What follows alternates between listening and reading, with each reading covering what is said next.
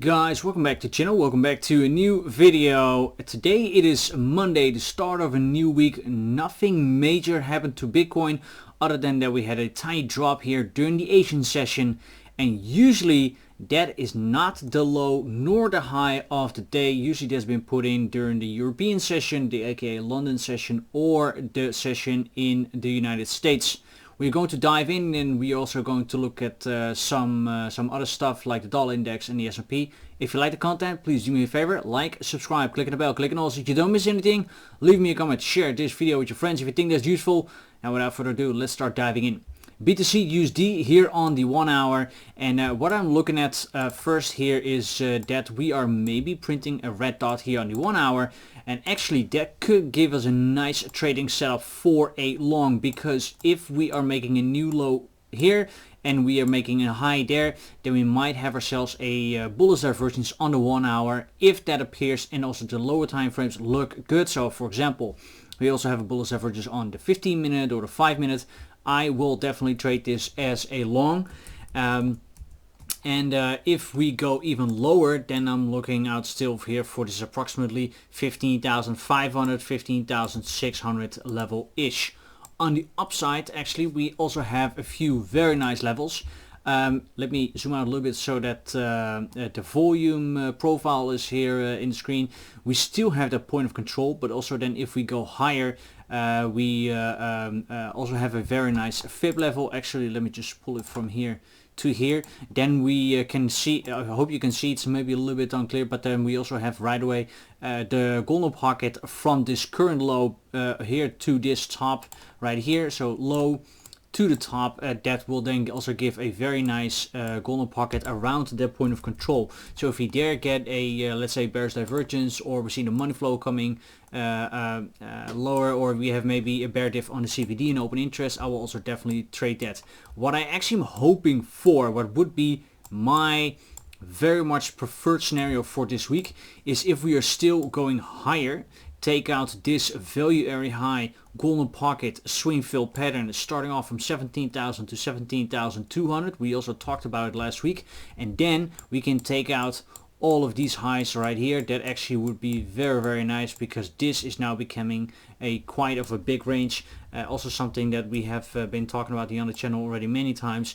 If you have a top that is sloping like this, then you bet your ass everywhere here there are stop losses. So that would be nice if we can take them out, and then maybe going lower, also testing here the value area high and a golden pocket. Those for now are the most important levels for BTC. Most of them we also talked about last Friday. Point of control, very high, very low, have not really shifted a lot during the weekend, so all good here. If we then move over to the S&P 500, we only checked this last Monday, so it's exactly 1 week ago, and now we can see that over the last trading week, S&P kind of have moved back up again to the golden pocket. Not broken yet, but it kind of looks good, to be honest. Few things that I noticed: volume here is getting lower. Money flow still looks good. RSI's pinched together. That is usually a sign that there is still strength left in the move to the upside. If that happens, I mean, we do have here the gap, the openings gap of a trading session. Who knows when we're going to fill it, and then of course the target would be approximately 4,100 and so we say 20, 4,120. If we break that, then I think we are going to attack here the top at 4,330-ish, 4,325 shall we say. But actually I still hope that we are going a little bit lower. I told you last week, well, there's actually a very nice bearish divergence here on the 4 hour appearing and also playing out.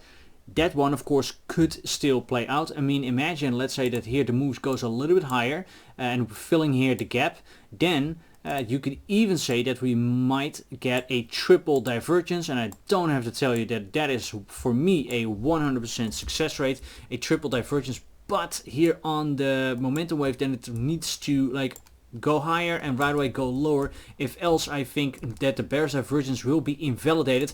If this momentum wave at the bottom makes a much higher wave, then of course there is no bearish divergence anymore. Then that scenario is off the table. So these this gap right here and this this top right here is then what I'm looking out for. If we're going down, then of course this gap is the most important now for the S&P 500, starting off with approximately 3,880 all the way down to 3,780, shall we say. For then the dollar index, this is also on the 4 hour. If you remember, we talked about last time, they said, well, we tapped into the support here at the bottom, 105. Usually that is not how support is tested, but okay, we'll take it. And then going higher, and now we see a much better actually test of this support level of approximately 105. One tap here, and this is now the second tap. So if we are now going higher, then this is again shown as a very valid support, and then we can go higher. If we break it, I put another line underneath, then I'm looking out for 103, 104-ish. Don't take me for a dollar more or less. But there we also have seen that on the 4 hour, but also on daily candles, this has been very nice support and resistance. So not so far underneath us, but I actually hope for the end of the year that the dollar index might get another run up to the upside. Because if we're just looking for the entire year, the S&P actually hasn't dropped that much from top till bottom, although it looks like that the world is crumbling down and it is the end. But then, like percentage wise, we have not dropped that much. I mean, this is talking about 16%. Historically seeing, this is also not even such a bad year if we would go out at this price level at the end of the year. So don't be scared if we even drop a little bit lower, cover some of these levels, then still it is not one of the worst years ever. What is going to be interesting for this week is Friday. That's actually the only day where there is real important news.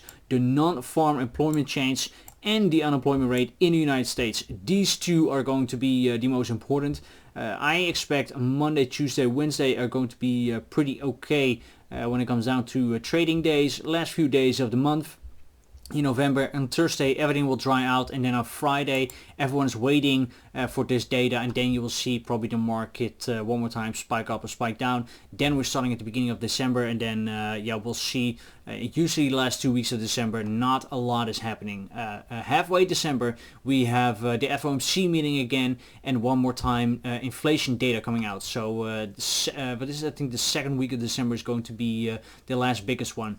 Of course also these data, the non-farm employment change and the unemployment rate, are super important to watch, because it will determine for a very big part if the Fed's going to raise the interest rates and by how much. For now, almost 70%, 69.9% thinks we are going to get a 0.5% interest rate hike in December. I am one of these people. I do also think 0.5% is what we are getting in December. And the unemployment rate is of course the goal that needs to go up. So the Fed wants to see a higher unemployment rate and see the labor market to cool off a little bit. So that is going to be very interesting to see if they will manage that. If we are dropping lower to lower than 3.7%, let's say 3.5, 3.4, they will not hesitate to rise the interest rates probably even harder, but I do not think that that will be the case, because inflation looks like it might be already coming down a little bit. Alright guys, that will be it for now. You kind of now know the levels for BTC where I'm looking out for. If you like the content or you want to see something else, then just please let me know in the comments, and of course I will also highly appreciate it if you would like and subscribe, and if you do so, then click on the bell, click on all so you don't miss future notifications. Also feel free to follow me on Twitter and Instagram. Those links are also in the descriptions, and see you guys very, very soon again in the next one. Bye bye.